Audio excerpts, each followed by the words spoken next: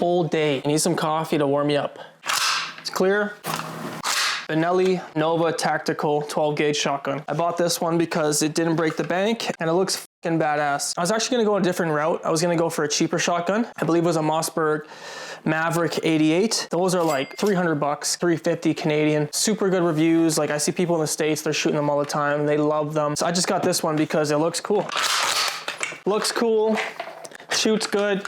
I brought this out in negative 30-degree temps the other day and I was shooting some targets. Shot amazing. I actually made a rookie mistake though. I bought the gun, I took it home, I disassembled it, and it comes stock with it's like a hunting limiter. So basically you can only put 2 rounds in here, plus 1 in the chamber. But I took that out. I didn't put the spring back in. When I went out to shoot the other day, I had to use gravity to reload the shotgun here, because basically when you shoot, and then you pump, there was no spring driving the next round. So I would have to like shimmy it and then get it in there and then shoot. It's in there now and it shoots amazing, man. Like it reloads amazing. Every time you cock this thing, the bullets go in smoothly. Like I said, negative 30 degrees outside, shot amazing. It wasn't sticking. And yeah, just the build quality on it is really good. This is a cool strap. Apparently it's designed by someone in Canada. It even has this Canadian flag on there, which is awesome. You have this thing on you and it's supposed to be tight to you like this, and it's close to your body. It's tucked. When you're ready to shoot, cock it, and then aim, right? But see, it's kind of tight. So what this strap does is you pull it and it gives you all this room to now maneuver your gun. And what he told me was you can actually strap your arm around like that, make it tight if you want, and it kind of acts as like a stabilizing force towards your gun. Makes it tight. So like right now, this is pretty tight. And if I aim, I definitely have more stability than I need. So I thought that was pretty cool. And honestly, this is on my shotgun, but maybe it'd probably be more useful on like a rifle or something. You don't really need that on a shotgun because you're not shooting far. You don't really need that stability, but I thought that was cool. In terms of rounds, I got a couple of these Federal bird shots. So the bird shot is just a round that shoots a bunch of pellets in a big formation. He said he could use it for clays or I don't know, birds or whatever. Probably not gonna be shooting birds or clays, but I took these out and I learned how to use them. I was shooting at different ranges. And it was interesting to see, like basically, you know, 6 to 8 feet, like this is still gonna pop a nice hole like that or like that through a target. But I would say anything further from like 10 feet, this is gonna start to just be like a cone shaped spray pattern. I wanted to get some buckshot. He said they didn't have any, so I'll have to order some. I also got some slugs here. These were kind of cool. Basically, the slug round is just one piece of, I think it's 2, honestly, because when I was shooting, I was seeing 2 come out of there. But it's basically just a big piece of lead. There's definitely a lot more energy in this than these in terms of it impacting a target. And this, like, you know, 20 yards out, 30 yards out, like you're still hitting a target and it's just a strong impact. It's not like a bunch of lead balls. It's just one heavy slug that just hits that target. He said you could hunt with these. You're probably gonna be hunting deer, and I asked him how far. He's like 50 yards if you're lucky. I mean, you have to be pretty close if you're gonna be hunting with that. I don't hunt, so I have no idea. But I was shooting some targets with these and it was a lot of fun. But that's the shotgun. I really like it so far. And honestly, this is like, you can throw some attachments on there. I know my boy has some attachments. Might put like a flashlight or something on here.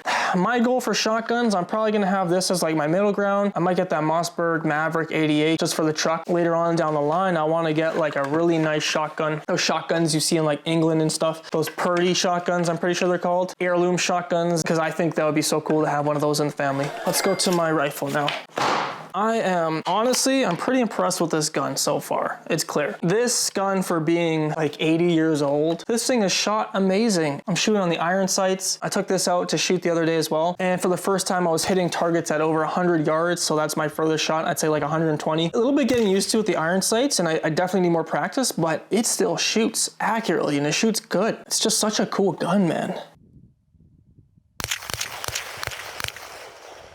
And you know what's insane? Yesterday I was watching some World War II footage and documentaries, and you see the Russians running with like this gun, dude. It's insanity. Like it's insane to see that, you know, like this was the gun that they would have been running into battle with. Obviously this one's a surplus, so I never got to see actual military battles or fights or anything, but you know, you could hit your shots back in those days 100%. You don't need a scope. You could hit your shots if you get enough practice. So I'm kind of happy. Like, this to me is kind of like an heirloom gun. It's just going to be like a collector's thing. Like, I'm just going to have it in the in my gun collection. And if you look at the prices on these things, I was looking it up 5 years ago, Canadian, this was $250. For Americans, they were saying they were getting these as low as $75, which is insanity, because now today I paid $750 CAD for this, which is ridiculous. Obviously, you know, the supply is getting sucked up and people want these. I think they think they're cool, they're fun to shoot, and they're a piece of history, you know? So it's kind of like cool to have it in your gun collection. But yeah, shoots great, feels good, like feels good in the hands. I returned the other Chinese plastic cased SKS I had, because the moment I told the guy, I was like, hey, let me see that one. The moment I took this and just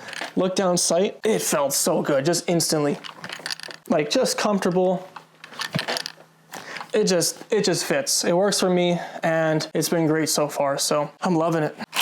And the strap needs to go back on there. So yeah, these are my two weapons of choice right now. As a beginner, honestly, I have no complaints. They're kind of budget friendly. They shoot good, they shoot consistent, they're easy to maintain, they're easy to figure out, and I'm pretty comfortable with shooting these after a few times. What am I gonna get for my next guns? Well, I do want a bolt action gun, some type of hunting rifle or sniper rifle, something that I could practice targets at like 400 yards, 500 yards, and actually see, because like with the iron sight, you can't really tell where it's going. You just see where the freaking target is and you're taking a shot as best you can. But with a sight, at least you can see where your bullet's kind of going, and then you could adjust. I think that would be fun, just shooting like accurately at a really far range. And then I'm waiting for Canada to repeal the freaking gun laws here, because I do want some pistols. I want some pistols because I love shooting pistols, and I want to do tactical shooting, running, and doing some drills, because I think being mobile with the pistol will serve me greatly. It's just awesome to know that stuff and be ready. You know, like I want to learn that stuff. I want to do that stuff. So we're gonna have to wait until Canada fixes itself up here, because right now it's a show. Anyways, these are my two guns. I'm a beginner. Let me know what you think. Have you shot with these guns? This is just my personal experience. Let me know what you think. Thanks for watching.